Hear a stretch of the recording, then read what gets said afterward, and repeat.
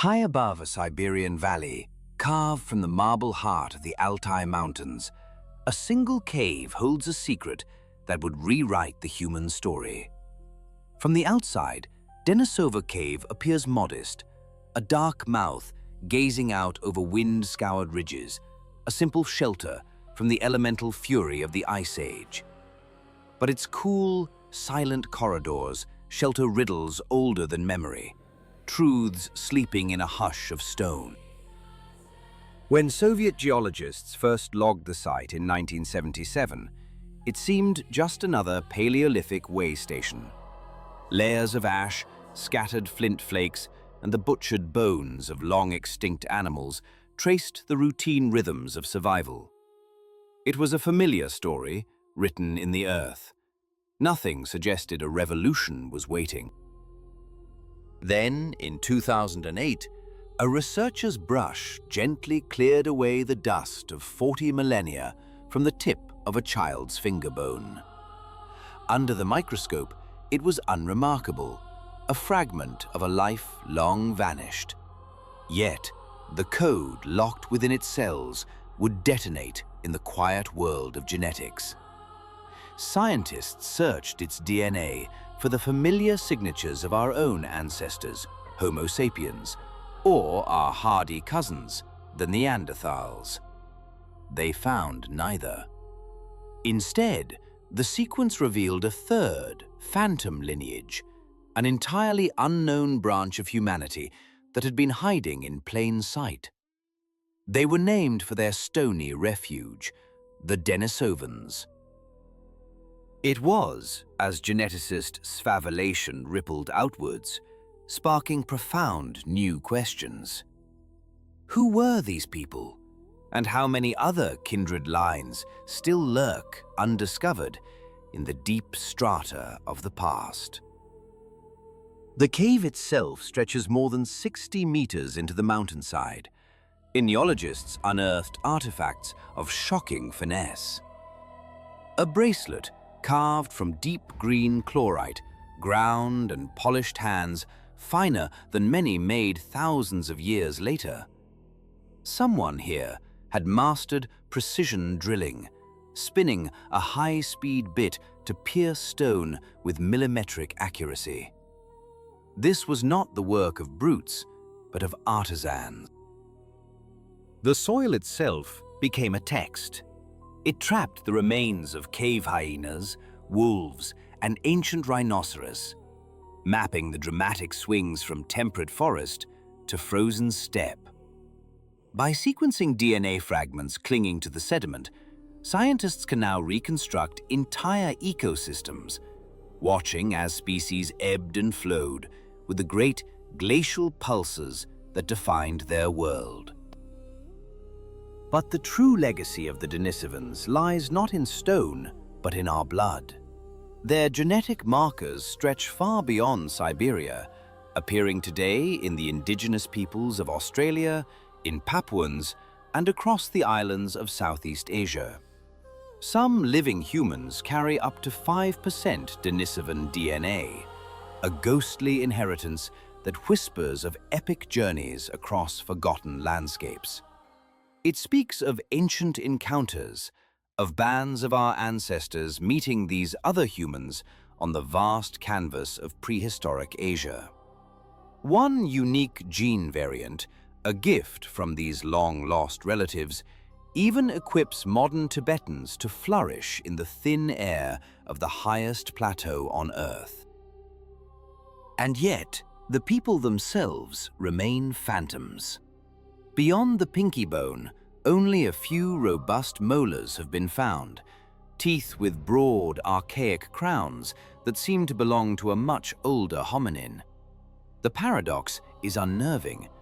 Primitive anatomy paired with refined, almost modern artistry.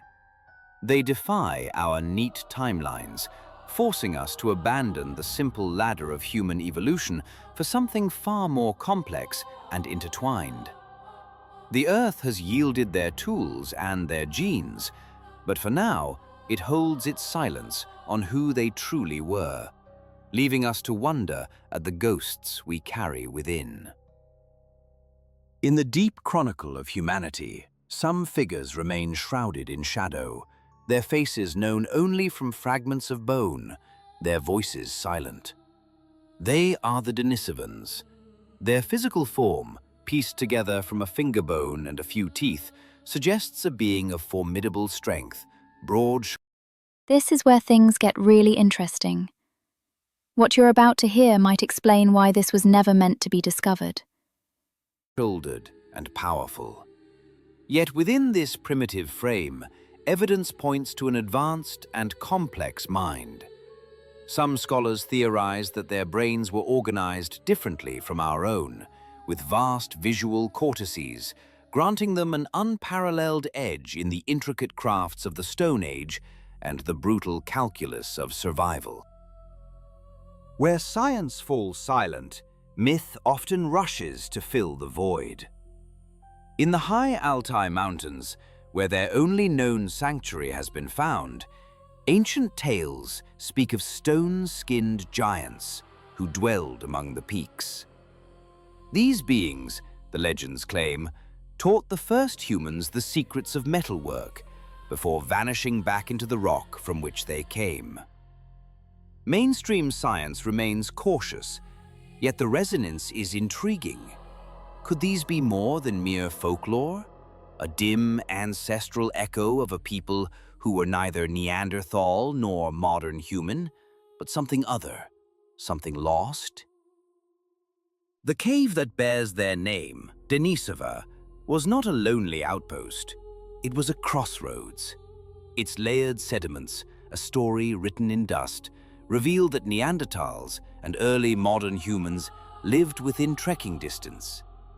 For millennia, these valleys were a stage where three intelligent species jostled for hunting grounds, shared water sources, and perhaps, around flickering fires, even exchanged stories.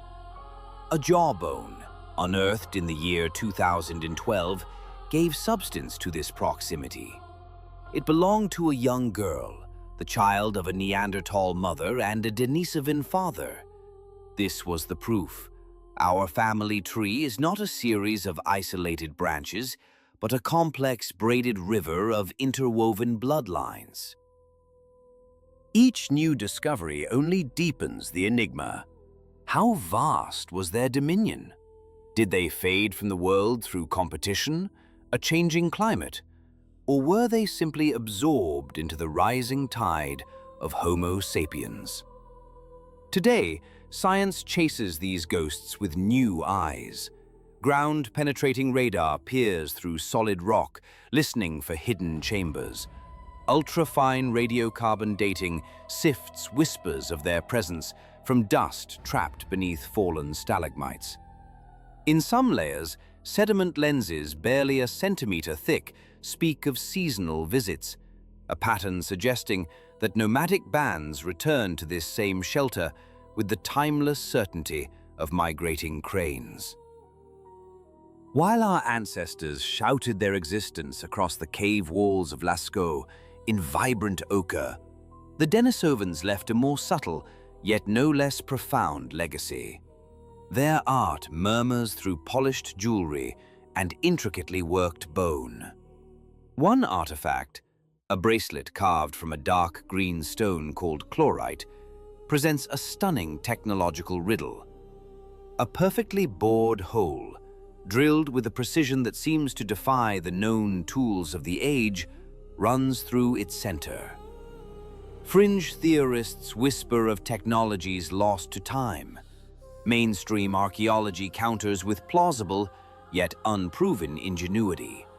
Perhaps a simple wooden lathe, spun with a bow and fed with a brace of sand.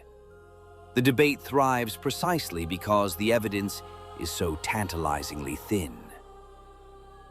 Their influence, however, is not confined to the past. It lives on within us. Researchers today probe the fragments of Denisovan DNA that persist in modern human populations, searching for clues to immunity, high-altitude resilience, and the very mechanics of our metabolism. These are lessons from a vanished people that could prove invaluable against the pandemics of the future. Climate scientists, meanwhile, model the Ice Age refuges these hominins might have inhabited, turning prehistory into a powerful tool for forecasting the consequences of our own planet's ecological change. Yet for all our technology, the largest pieces of the puzzle are still missing. Landslides may have sealed entire chambers forever. The work is perilous. One misstep with a drill could shatter a fragile record 500 centuries old. Funding ebbs and flows, and the cave itself sits in a region where the competing interests of nationalism, Stay with me, because what comes next has been hidden for a very long time, and only a few people know the truth behind it. conservation, and local law intertwine. Let us imagine the Altai, 50,000 years before our time. The Aurora Borealis, a silent river of green light, washes over canopies of spruce. At the mouth of the cave, firelight flickers over stretched skins and beads of stone. A Denisovan artisan, patient and focused, feeds sand into a sinew-driven drill, slowly polishing a bracelet that will one day gleam brighter than any modern gemstone. Outside, in the gathering dusk, a band of Neanderthal hunters might barter reindeer tendons for blades of obsidian.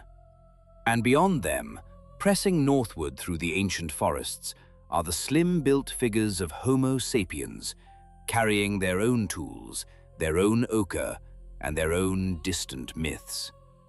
For a fleeting moment in the vastness of time, they all shared the same world, unaware that only one of their lineages would survive to ask questions of the dust the others left behind. The past is never truly gone. It echoes in our blood and waits in the silent earth for the day it can speak again. In the cold heart of the Altai Mountains, a singular chamber of stone became a crossroads for humanity. Here, three distinct currents of intelligence converged: Neanderthal, Homo sapiens, and a third, more enigmatic lineage. They met across the flickering light of a shared fire, unaware that the very ground beneath them would become a ledger, compressing tens of thousands of years of their encounters into dusty, stratified layers. Such scenes hover in the space between hard evidence and speculative imagination. Yet, Denisova Cave invites them, transforming a sterile geological delta into a living, breathing narrative. This single site reminds us that human identity is not a monolith, but a mosaic, a collection of shards from forgotten quarries, fused together by the unpredictable forces of chance and a shared sense of wonder. The legacy of the Denisovans is not confined to this Siberian cave. It pulses, unseen, within our own biology. In the immune systems of modern Pacific Islanders, certain genetic variants, responsible for identifying and presenting viral fragments to our cellular defenses, are a direct inheritance from this ancient people. They entered the Homo sapiens gene pool through interbreeding millennia ago, a prehistoric handshake that may still echo in the sterile quiet of modern hospital wards, urging geneticists to mine the fossil record for clues to surviving tomorrow's outbreaks. A similar tale is told at the roof of the world. The thin air of the Tibetan Plateau, a place that punishes the lungs of newcomers, holds little terror for its inhabitants. Their remarkable adaptation is owed to a Denisovan tweak to a single gene, EPAS1, which modulates hemoglobin production and allows them to thrive where others falter. These potent alleles journeyed thousands of kilometers from a Siberian cave to the Himalayan peaks, mapping the silent footsteps of Denisovans across vast landscapes where not a single one of their fossilized bones has ever surfaced. Their ghosts walk with us. Their gifts are written in our blood. But what of their minds? What arts, what sciences, what philosophies vanished with them into the long silence? Did they chart the phases of the moon on polished bone? Did they mourn their dead with resonant songs that have long since faded on the wind? Did they count the turning of the seasons, anticipating the frost and the thaw with a wisdom we can no longer access? Perhaps the next careful shift of earth will yield not a tooth, but a flute, not a fragment of bone, but a plaque etched with the patterns of the stars. Until then, we are left to balance the meager evidence against the immensity of our wonder, peering through a keyhole at a world that has utterly disappeared. Denisova Cave stands as both a monument and a profound question mark. It is a testament to a lost people and a persistent query about who they truly were. It tells us that the age of discovery is far from over, that prehistory still conceals corridors of astonishing surprise. It whispers that the tale of humankind is broader, stranger, and more deeply intertwined than our If you think you've seen everything, wait. What comes next will turn everything textbooks ever dared to suggest. And just as we begin to decipher these genetic ghosts, the Earth itself offers a new enigma, a reminder that entire chapters of our story may be missing. The mystery is not only in our DNA, it is buried just beneath our feet.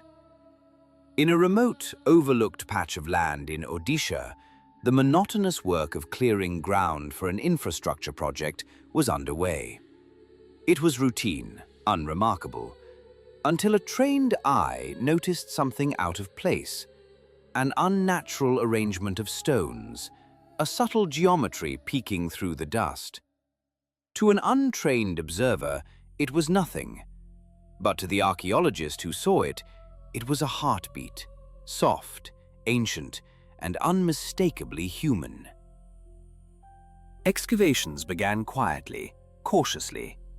Within weeks, that first faint whisper from the past began to grow into a roar. Clay tablets surfaced, their surfaces covered in strange, unreadable markings. Intact granaries emerged from the soil, speaking of a community with foresight and organization. Foundations traced the ghostly lines of what had once been homes, workshops, and sacred shrines. The deeper the teams dug, the louder the story became.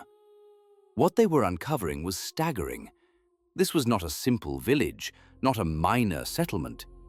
It was the sprawling footprint of a lost civilization, one with no trace in any known historical record, a society that had risen, flourished, and vanished, leaving behind only riddles etched in stone and clay. The soil, it seems, is the ultimate keeper of secrets.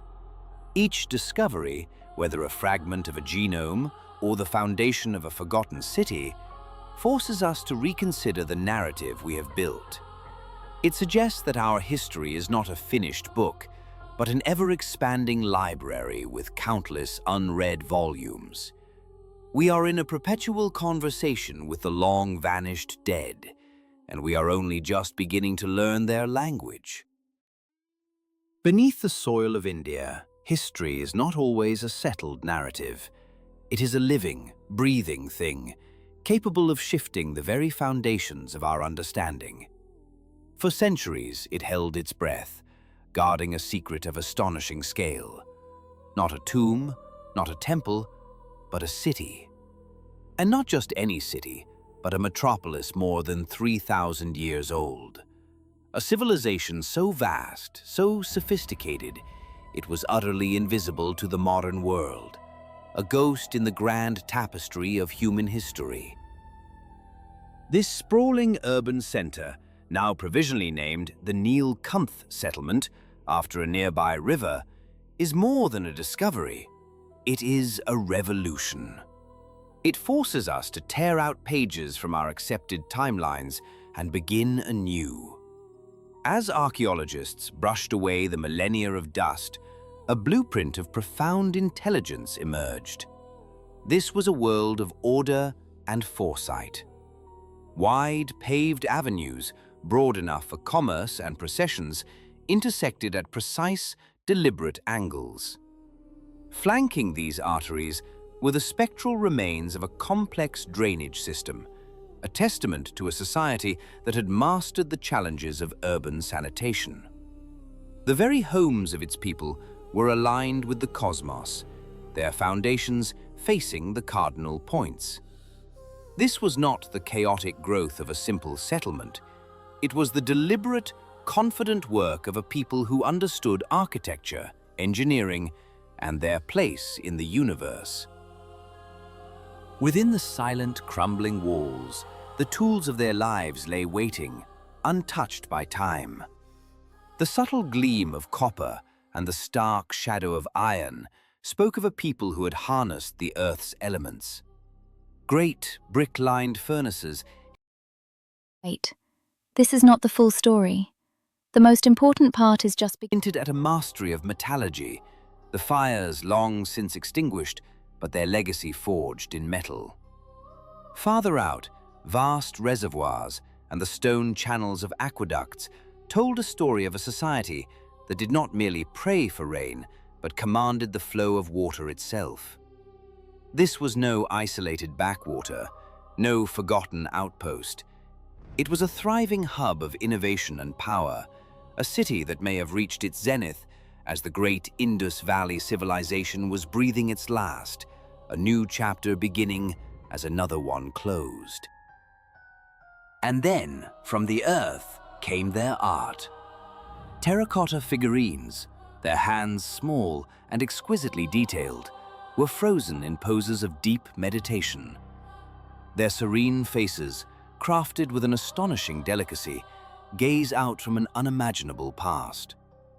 Nearby, beads of lapis lazuli, mined in distant a portrait emerges, a people both pragmatic and poetic. They were builders and engineers, yes, but they were also artisans and astronomers, philosophers and storytellers. Yet a profound mystery lingered. The cultural signature of this place matched no known tradition. Its pottery, its symbols, its very architectural grammar.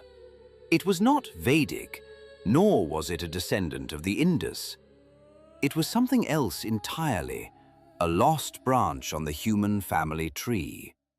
The answer, perhaps, lies in the city's profound isolation. Tucked between a dense, formidable forest and the twisting coils of powerful rivers, the site was protected by nature herself, a cradle and a tomb. Over thousands of years, the patient work of erosion and the relentless growth of vegetation sealed it away, preserving it perfectly in a capsule of earth and time. For generations, local folklore spoke of a cursed city slumbering beneath the Snake Hills, a legend told to frighten children, dismissed by scholars as mere myth. But myth is often the last echo of a forgotten truth. Using the unblinking eye of satellite imagery, archaeologists traced the ghost outlines of structures hidden beneath the canopy. They saw the faint lines of roads, the geometric shapes of walls, and the grand open spaces of what may have been public plazas. The scale was staggering, more than 5 square kilometers of urban planning. The legend was not a story, it was a memory buried in the land. But the moment that sent a shockwave through the global archaeological community was yet to come. It came in the form of clay tablets. Dozens of them, unearthed from what appeared to be a library or an archive, were covered in characters no living person had ever seen. This was not the familiar grace of Brahmi, nor did it share the enigmatic pictographs of the still undeciphered Indus script. This was a language both new and ancient. The inscriptions bore looping squences, hinting at advanced mathematics or a sophisticated astrological calendar. One tablet, impossibly delicate and worn. Most people stop watching right here, but if you continue, you'll discover something almost no one knows. Smooth by time, appears to map celestial events, eclipses, solstices, perhaps the dates of sacred festivals. Now, a frantic race is on. Linguists and cryptographers from around the world are scrambling to unlock this silent language. For hidden in those elegant lines could be the mythology, the laws, the history, and perhaps even the name of this lost people. To hold one of these tablets is to hold a message in a bottle, cast into an ocean of time 3 millennia ago. It is a message from a mind whose entire civilization has vanished from the earth. A message from someone who may have believed, with absolute certainty, that their world would last forever. At the heart of the city, or what remained of it, stood a ruined shrine. Buried beneath the weight of a collapsed roof, a trove of gold figurines emerged into the light for the first time in Milyun, its eyes crafted from polished jewels that still held a cold fire. Another defied all known iconography: the wings of a great raptor, the scaled claws of a reptile, and the ornate headdress of a forgotten king. These were not the familiar deities of the subcontinent, not Hindu, not Buddhist, not Jain. They were older, stranger guardians from a pantheon we have never known. Symbols of myths whose telling has been lost to the wind. Nearby, the very walls whispered their stories. Flaking plaster gave way to murals that pulsed with life. Scenes of vibrant festivals, of ecstatic dances and solemn rituals. Children with musical instruments carved from wood and bone. A woman, her face serene, releasing a bird into an ochre sky. A priest raising a torch, a single point of light against the immensity of the stars. They lived, they laughed, they worshipped, and then they vanished. This discovery does not merely add a chapter to Indian archaeology, it forces the entire book to be rewritten. It expands our understanding of urbanization in the Bronze and early Iron Ages, compelling us to redraw the maps of antiquity, to reconsider timelines, to question everything we thought we knew about literacy, trade, and the transmission of culture across ancient Asia. Because if one city of this scale could remain hidden for so long, how many others lie waiting? The past, it seems, is not merely behind us. Sometimes it is directly below. The excavation continues, inch by painstaking inch. Every new artifact is a sentence in a story we are only beginning to read. Beads made of stone, older than memory. Fertile reconstructions will allow us to walk these silent streets once more. But here in the dirt, under the shadows of trees that never knew their names, the ghosts of a lost civilization stir. Their silence is breaking, and in its echo, we hear something not alien, but profoundly familiar.